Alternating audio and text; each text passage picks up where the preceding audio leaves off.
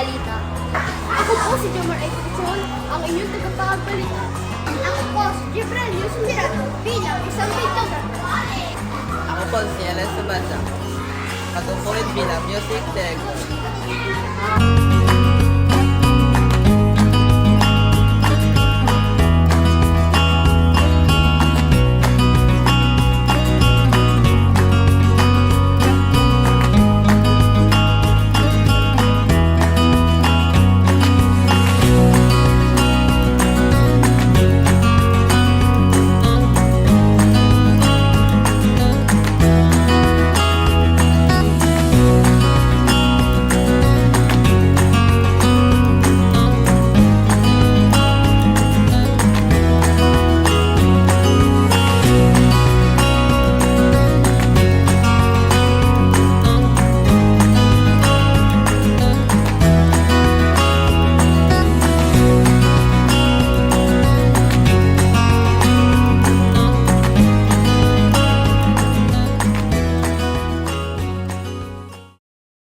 Magandang araw po. Ako po, si Kin Eros Bigaylo. Mayroon lamang po akong kaunting katanungan para sa inyo.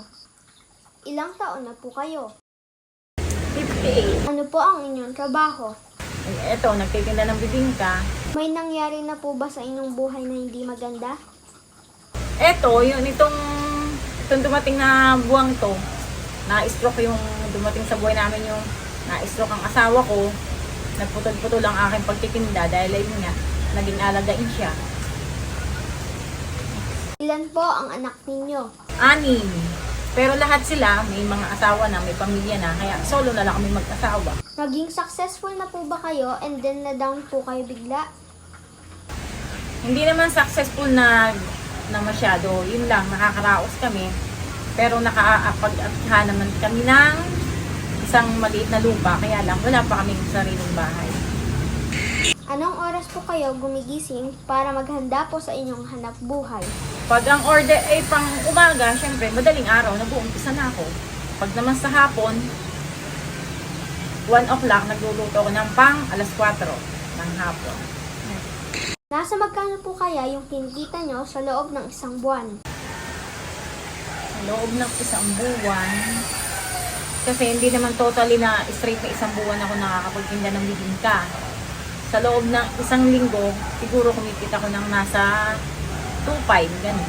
May sarili na po ba kayong bahay o kayo po ay nangungupahan?